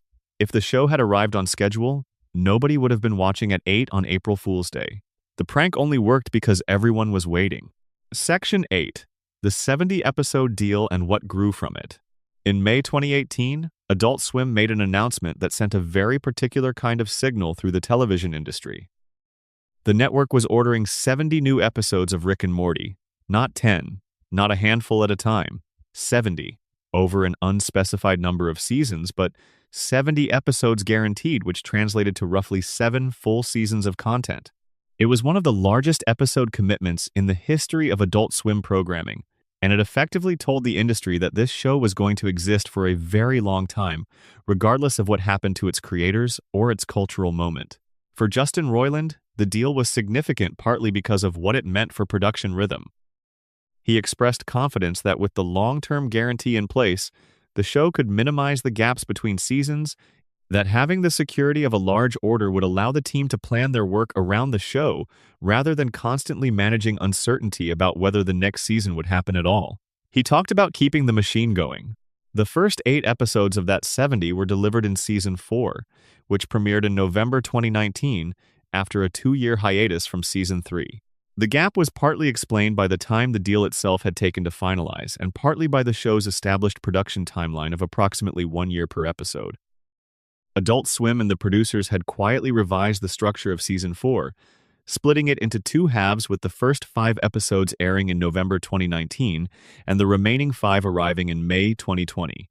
This split season structure was a way of managing the tension between the show's production pace and the audience's demand for new content. The 70-episode deal also changed the calculation around the show's legacy in a more subtle way. When a show knows it has that many episodes to fill, it can make different kinds of decisions than a show that is always one cancellation away from ending. It can take longer to develop storylines. It can let characters rest for entire seasons if necessary. It can afford to do experimental episodes that might not land as well, knowing that the next episode will have the chance to reset. The security of the deal gave the show's creators the freedom to be less calculated about any given episode's performance, to trust the overall body of work rather than needing every individual installment to be a justified bid for renewal. The writer's room that produced the show across this period was also a remarkable talent incubator. Several of the people who worked on Rick and Morty went on to significant careers in the broader industry in ways that reflect the caliber of thinking the show attracted. Mike McMahon, who started as a writer's assistant on the show and was given writing credit for his contributions to the first season, went on to co-create Solar Opposites with Justin Roiland for Hulu. More significantly, he created Star Trek Lower Decks, an animated comedy series in the Star Trek universe that debuted in 2020 and ran for 5 seasons, developing its own devoted audience. The journey from writer's assistant on Rick and Morty to creator of a Star Trek series is not a path that could have been predicted from the outside, but it reflects something real about the creative environment the show fostered. Michael Waldron was a writer on Rick and Morty before going on to write the script for Loki, the Marvel Cinematic Universe series that premiered on Disney Plus in 2021. He then wrote Doctor Strange in the Multiverse of Madness, directed by Sam Raimi, and has been announced as the writer for both Avengers, Doomsday, and Avengers: Secret Wars, the 2 upcoming films that will serve as the concluding chapters of a major Marvel storyline. Waldron has specifically cited his Rick and Morty work as foundational to his approach to multiverse storytelling, noting that he and his Marvel colleagues are, in his words, cashing in on their Rick and Morty street cred. Jeff Loveness, another Rick and Morty writer, went on to write Ant-Man and the Wasp: Quantumania. Erica Hayes, who was promoted from storyboard artist to director during the show's run, a person who had been working as a coffee barista only 6 years before that promotion, went on to work on Netflix's Big Mouth. Pete Michaels, who directed more than 20 Rick and Morty episodes, also directed episodes of the Netflix animated series Inside Job. The franchise itself expanded significantly beyond the original show during this period. A series of 16 claymation shorts aired on Adult Swim between October 2016 and July 2017, each one a parody of a different iconic film featuring Rick and Morty as the protagonists. The films parodied included The Thing, The Fly, Honey, I Shrunk the Kids, Ex Machina, Halloween, 2001, A Space Odyssey, Blade Runner, Poltergeist, Reanimator, Aliens, E.T., Gremlins, A Clockwork Orange, Invasion of the Body Snatchers, The Matrix, and Ghostbusters. It is a list that amounts to a fairly comprehensive syllabus of influential American genre filmmaking across 4 decades. A mobile game called Pocket Mortys allowed players to collect and battle different versions of Morty from across the multiverse. Rick and Morty appeared in a couch gag for the final episode of The Simpsons' 26th season, in which Rick crash lands into the Simpson living room and accidentally kills the entire family, then attempts and fails to clone them back to life using his own saliva, producing a house full of half-Rick monstrosities. They appeared as presenters at the 70th Primetime Emmy Awards, emerging from a portal in tuxedos to present the award for Outstanding Reality Competition Program. In 2024, an anime series called Rick and Morty, the anime was released, featuring a completely different artistic style and a Japanese animation team. The show's multiverse premise made this expansion feel natural rather than forced. If infinite versions of Rick and Morty exist across infinite realities, then a version of them existing in an anime universe is not a violation of the show's logic, but a confirmation of it. The 70-episode deal was eventually extended. By late 2024, the show had been renewed through a 12th season. At the time of writing, the 9th season is in its initial airing. What began in a sparse office with 2 people writing for 6 hours has become an ongoing franchise with no clear end in sight. Its universe perpetually expanding, in the same way its central concept suggests the actual universe does. It is worth pausing to note the specific cultural moment in which Rick and Morty achieved its peak mainstream impact, because the timing matters. The show premiered in late 2013 and grew through its first 2 seasons as a cult phenomenon, beloved by a specific audience but not yet a mass culture event. The Season 3 premiere in April 2017 is when it crossed over into something that everyone seemed to know about, the moment Roiland described as hitting critical mass. This coincided with a broader cultural moment in which nihilism and dark comedy had a particular resonance, when the specific combination of intelligence and despair that Rick embodies felt like a recognizable emotional landscape for a significant portion of the viewing public. The show's relationship with its fan community has been complicated. On one hand, the devotion of Rick and Morty's audience is one of the most striking in contemporary television. Fans have produced elaborate theoretical analyses of the show's lore, tracked continuity across hundreds of episodes, created an enormous body of fan art and fan fiction, and responded to even minor creative decisions with the kind of sustained attention usually reserved for canonical religious texts. On the other hand, the Szechuan sauce events of October 2017 created a backlash against a portion of that fan community that has been difficult to shake, as some fans responded to the limited sauce supply with behavior that made national news for the wrong reasons. Dan Harmon and the show's creative team have been thoughtful about this. They have been critical in interviews of the subset of fans who believe the show's engagement with nihilism or its reputation for intellectual complexity entitles them to behave badly, who use the show's aesthetic of not caring as a cover for genuinely not caring about how their behavior affects others. The show, they have noted, is not actually arguing for nihilism. It is dramatizing nihilism so that the audience can examine it and, ideally, find the places where it falls short of accounting for what makes life worth living. The show also gave birth to a number of spin-off and adjacent projects. Solar Opposites, the Hulu series, co-created by Justin Roiland and Mike McMahon, ran separately from Rick and Morty but clearly inhabited a related creative space, following a group of aliens who have moved to suburban America and are trying to understand it from the outside. After Roiland's departure from both Adult Swim and Hulu in 2023, Solar Opposites was recast with Dan Stevens taking over Roiland's vocal role, and the show continued successfully. The Rick and Morty anime series, produced by the Japanese animation studio Telecom Animation Film with involvement from Adult Swim, is a genuinely interesting artifact of the franchise's expansion. It retains the characters but applies a completely different visual aesthetic, faster-paced action sequences, and the specific stylistic vocabulary of anime storytelling. The show's multiverse premise, as noted, makes this expansion feel internally consistent. There is no contradiction in a version of Rick and Morty existing in an anime-inflected reality, because all realities exist somewhere in the infinite multiverse. The cultural legacy of the show can also be traced through the academic attention it has received. Multiple books examining the show's philosophical themes have been published.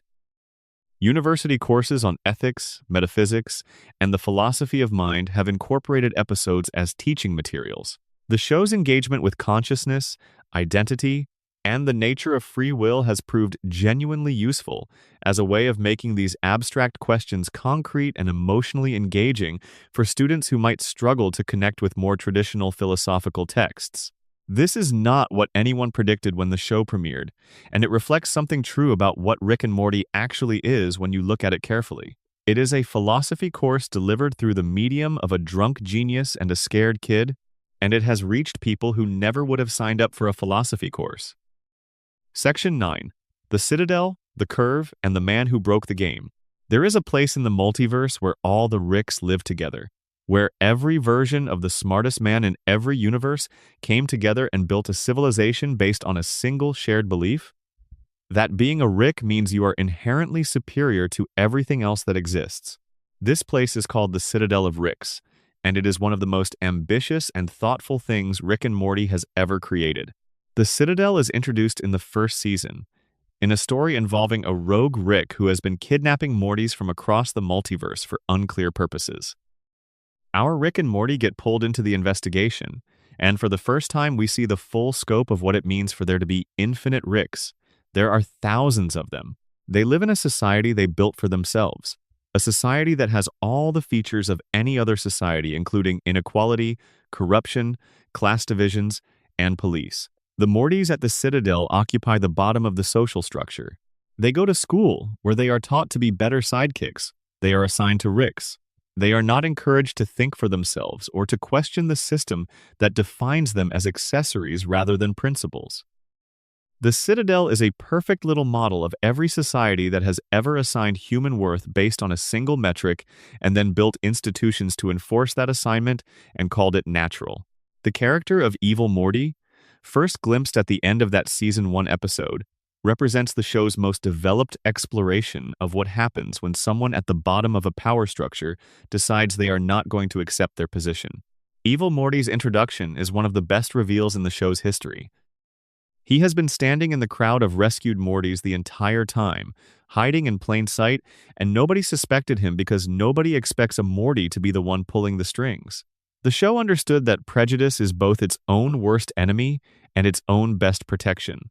What makes Evil Morty genuinely fascinating rather than simply an effective villain is the clarity of his moral position. He is not wrong about the Citadel. The system is rigged. Mortys are exploited and diminished by a civilization built by beings who claim intelligence as justification for authority. Evil Morty's response to this understanding is not heroic in any conventional sense. He is not trying to liberate other Mortys. He is not building a movement or an alternative. He is pursuing a specific personal goal, escape, and he is willing to use anyone and anything as a means to that end. He is ruthless precisely because he has chosen not to be bound by the moral hesitations that the show suggests are one of a Morty's defining traits. His campaign for president of the Citadel is one of the most sharply observed political satires the show has ever done. He connects with the Morty population, who are desperate for representation, by telling them things that are partially true. He exposes the rot in the system. He channels genuine grievance into support for his own ambitions. He wins because the Ricks in power are too arrogant to take him seriously until it is too late. Their arrogance creates the blind spot that he exploits. It is a pattern that appears throughout history, with a consistency that suggests something fundamental about the relationship between power and perception. The central finite curve is the concept that ties the Citadel arc together and gives it its full weight. The Ricks built a wall around the multiverse. Specifically, they walled off the portion of the multiverse in which a Rick is always the smartest person alive, segregating it from the infinite other realities where that is not the case, where other intelligences surpass them, where the universe does not organize itself around their particular form of brilliance. The Citadel exists within this walled-off section, and every Rick and Morty we have ever followed exists within it. This means that everything in the show, every adventure, every interdimensional conflict, every philosophical crisis has been happening inside a bubble that was specifically engineered to keep Rick on top. The universe was rigged. The game was fixed. Rick's claim to be the smartest person alive was not a naturally occurring fact, but a manufactured one, sustained by a political and technological infrastructure that the Ricks built to protect their own sense of superiority. Evil Morty figures this out. He understands the central finite curve not as a fact about the universe, but as a decision made by beings who were afraid, who needed to guarantee their own primacy, rather than risk finding out what they were in a reality they had not curated for themselves. And his ambition, the full scope of what he is actually after, is not to rule the Citadel. It is to leave it. To break through the curve and go somewhere else, into the infinite multiverse beyond the wall, where being a Rick does not automatically mean being the most important thing in the room. The scene of his escape is visually extraordinary. The Citadel is tearing itself apart around him, bodies falling, ships crashing, the whole constructed civilization unraveling. And Evil Morty walks through all of it, with the specific calm of someone who has already decided they are not going to be stopped. He gets to his ship. He flies through the gap he has torn in the curve. And as he crosses into the unmapped multiverse beyond the wall, the show cuts to his face, and there is something on it that is not triumph. It is something quieter than that. It is the expression of a person who has been carrying a very heavy thing for a very long time, and has finally put it down. The question of what happens to him after that remains, as of the show's current run, unanswered. He is out there somewhere, in a multiverse where the rules are different, where intelligence is not automatically crowned, where he can be a version of himself that has not been defined by what he was designed to be. Whether that freedom will make him happy, whether it will make him better, whether it will make him anything other than alone, the show does not say. Our Rick's reaction to the events of the Citadel, to the fall of the institution he hated but also recognized as an extension of himself, is characteristically complicated. He is the one Rick who always refused to participate in Citadel society, who recognized its self-serving structure and rejected it. And yet the Citadel's arrogance is also his arrogance. The same impulse that led other Ricks to build the curve is the same impulse that leads our Rick to believe his intelligence excuses everything. He hated the Citadel partly because it was a mirror he could not ignore. The concept of the central finite curve has filtered out of the show and into the broader culture in interesting ways. It has become a shorthand for the idea of a constructed bubble of superiority, a curated reality designed to guarantee that the person who built it will always win. It is a concept that resonates with people in ways that extend well beyond the specific context of animated science fiction. The Citadel arc is also the place where the show does its most sustained meditation on what power does to the people who hold it and to the structures built to maintain it. Every institution in the Citadel is recognizable. The Rick police officers who enforce Citadel law while being Ricks themselves. The factory worker Ricks at the bottom of a hierarchy they nominally benefit from but are actually trapped in. The Rick politicians who traffic in the language of community and shared identity while pursuing narrow personal interests. The Morty schools that teach students their proper place rather than their actual potential. The show is not making a subtle argument. It is making a direct one. Hierarchies built on a single claim to superiority corrupt everything they touch, including the beings who are supposedly at the top. The dimension C-137, the designation our Rick uses to identify himself, has become a fan shorthand for the specific Rick and Morty we follow, distinguishing them from all the other Ricks and Mortys across the multiverse.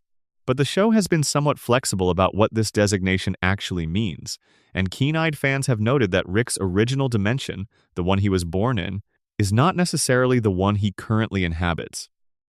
The events of Meeseeks and Destroy and subsequent episodes suggest that our Rick has moved between dimensions at least once, which means the C-137 designation might be a point of origin rather than a current address.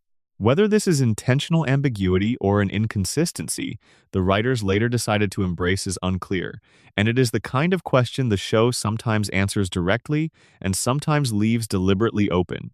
The question of what happens to Evil Morty after his escape remains, as of the show's current run, unanswered. He is out there somewhere, in a multiverse where the rules are different, where intelligence is not automatically crowned, where he can be a version of himself that has not been defined by what he was designed to be. Whether that freedom will make him happy, whether it will make him better, whether it will make him anything other than alone, the show does not say. Section 10. What the show is really about. Underneath everything. It is late wherever you are. The world outside has gotten very quiet, and this feels like the right moment to slow all the way down and talk about what, underneath all the noise and chaos and nihilism and brilliance, Rick and Morty is actually about. Dan Harmon has described the show as a never-ending fart joke wrapped around a studied look into nihilism. This description is accurate, but it is also incomplete in the way that all accurate descriptions of great art are incomplete, because it describes the surface without describing what the surface is in service of. The show is about nihilism, yes. It is deeply engaged with the philosophical position that the universe is vast and indifferent, that meaning is not inherent in existence but must be constructed by the beings doing the existing, that love is a chemical reaction and death is a door that closes on everything you ever were. Rick holds these views explicitly and vocally, and the show presents them with enough intelligence and enough genuine evidence that they are not easy to dismiss. But the show is also, in every episode, arguing with itself. It presents Rick's nihilism, and then it shows us Morty carrying the weight of what they do, unable to simply dismiss the consequences the way Rick does. It shows us Jerry, whose complete ordinariness and complete refusal to stop trying constitute a kind of persistent, inarticulate protest against the universe's indifference. It shows us Beth, struggling to locate herself between the father she adores and the life she built and the versions of herself she did not become. It shows us Summer, refusing to be the character who stays upstairs. And then there is Mr. Poopy Butthole, who appears in post-credit scenes across multiple seasons, always talking directly to the camera, always warm, always using the most genuinely affectionate pet names for the audience. always seeming to care about the people watching in a way that is impossible to fake and impossible to explain, given everything the show has established about the cold indifference of the universe. He was shot at point-blank range by Beth, who was certain he must be a parasite because nobody who had only good memories attached to them could possibly be real. He was hospitalized. He went through physical therapy. His life got harder, and he kept being warm. What, mister? Poopy Butthole embodies is not the absence of pain. He has been through real pain. The show documents it carefully in those post-credits glimpses of his life. The hospital, the cane, the apparent loneliness, the slow rebuilding. He is not warm because nothing bad has happened to him. He is warm in spite of what has happened to him, because he has decided that the alternative, letting the universe's indifference become his own indifference, is not who he wants to be. This is the show's quietest and most persistent counter-argument to Rick's worldview. Not a grand speech, not a debate, just a small yellow creature who has been shot and healed and struggled and kept going, who shows up at the end of episodes to talk directly to whoever is watching with the specific warmth of someone who is genuinely glad you are there. The show also articulates something true and important about the nature of connection. Rick's relationship with Morty is the central emotional fact of the series. More important than any of the adventures, more important than any of the scientific concepts, more important than the Citadel or the central finite curve. Rick needs Morty in ways that he will almost never admit, and in ways that the show documents carefully, over many seasons, through the specific evidence of what Rick does, rather than what he says. He chose Morty as his companion. Out of all the Mortys in the multiverse, out of all the possible people he could have spent his time with, he chose this specific anxious 14-year-old from this specific suburban house in this specific dimension. He says it is for practical reasons, brainwaves, cover from detection, and those reasons are real. But the show has accumulated enough evidence across its run to make it clear that the practical reasons are not the whole story, that there is something between Rick and Morty that functions as love regardless of whether Rick would ever use that word. Something in the specific pleasure he takes in Morty's company, in the lengths he will go to protect him, in the way his behavior shifts when Morty is in genuine danger versus when he simply needs to be inconvenienced for the sake of a lesson. The episode Total Recall, where the family has to fight parasites who implant only positive memories, puts the relationship to a specific test. Morty has to find a bad memory of Rick in order to confirm he is not a parasite. He thinks about it, and he finds the memory, because there are plenty of them. But what strikes him in that moment is not the bad memories, but the sheer volume of what they have been through together, the weight of shared experience that is not all good and not all bad, but is entirely real. That weight, that accumulation of actual experience, is what distinguishes a real relationship from an implanted one. Love, the show suggests, is not warm feelings. It is the accumulation of real moments, including the difficult ones. It is showing up. It is the capacity to have a bad memory of someone and still find the relationship worth continuing. This is a more demanding and more honest definition of love than most fiction offers, and it is delivered inside a show about drunk aliens and sentient pickles. The bird person character, who represents loyalty in its purest form, serves as the show's quiet argument that some things are real and worth protecting. In a universe as vast and meaningless as the one Rick inhabits, finding something to be loyal to, something to show up for without expectation of return, is not naivety. It is the most deliberate possible act of meaning-making. Bird Person is not loyal because the universe rewards loyalty. He is loyal because he has decided that loyalty is who he is, and he will not let the universe's indifference change that. The Season 1 episode, Ricksty Minutes, contains one of the most quoted lines from the show's entire run. Morty is talking to Summer, trying to convince her not to run away from home. He has just discovered, while watching Interdimensional Cable, that in another universe he does not exist, that the Summer and Morty of that universe are more successful and happier because their parents chose not to keep them. He goes outside and shows Summer where he buried his alternate universe dead self in the backyard. And then he says, "Nobody exists on purpose, nobody belongs anywhere, everybody's gonna die. Come watch TV." This line has been read as nihilistic, as hopeless, as a statement about the meaninglessness of existence. But Morty does not deliver it as hopelessness. He delivers it as comfort. He is saying, The universe does not owe you a reason to exist. You do not exist because you were meant to. You exist because you do. And given that existence is accidental and temporary and going to end, the most reasonable response is to find the people you love and sit with them and watch television and be glad you are alive together in this particular moment, even though it will not last. That is not nihilism. That is the most human thing the show has ever said. The show has always been two things at once. It has been a loud, chaotic, boundary-pushing comedy that takes enormous pleasure in its own excess, and it has been a quiet, careful, emotionally rigorous examination of what it means to care about people in a universe that does not seem to have arranged itself to reward or even notice that caring. The comedy is not a disguise for the seriousness. They are genuinely the same thing, inseparable from each other, neither one working without the other. This duality is what has allowed the show to maintain its audience across more than a decade of television. The viewers who come for the jokes stay for the feeling. The viewers who come for the philosophy find themselves laughing. Nobody comes expecting exactly what they find, and everyone ends up with something they did not know they needed. The show's awards history reflects this duality. The Emmy for Pickle Rick in 2018 was followed by the Emmy for the Vat of Acid episode in 2020, a Season 4 installment that built its entire structure around a single philosophical question about the ethics of consequence avoidance. Both are excellent episodes. Both demonstrate completely different facets of what the show can do. The Academy recognized both of them, which suggests that people watching the show carefully enough to evaluate it were seeing the same complexity the show's creators were building into it.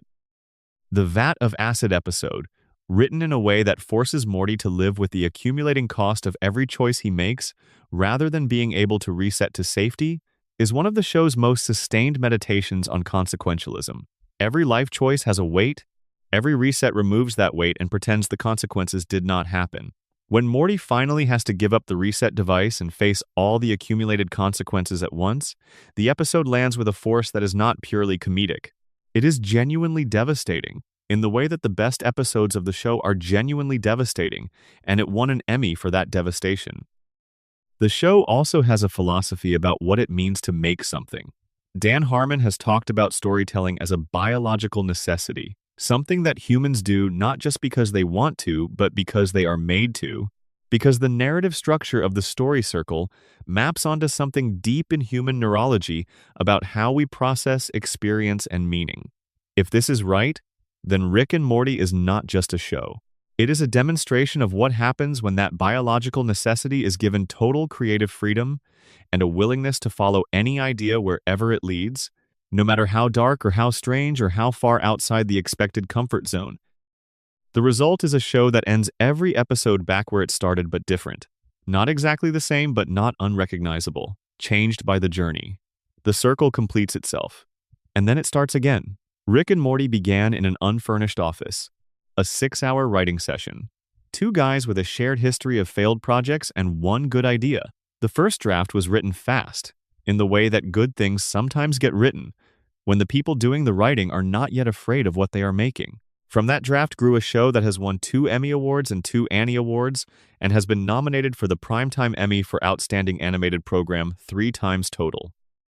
A show whose 4th season was watched by more adults between 18 and 24 than any other comedy on television during its run.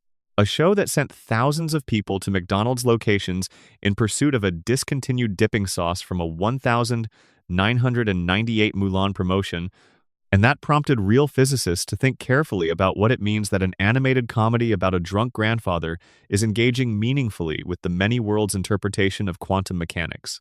The show has been renewed through a 12th season. It has an anime series, it has comic books and video games and merchandise, and a movie in development. Its writers are writing Avengers movies. Its aesthetic influence on adult animation is visible in dozens of shows that came after it. There is something unusual about the specific kind of love Rick and Morty inspires in the people who love it.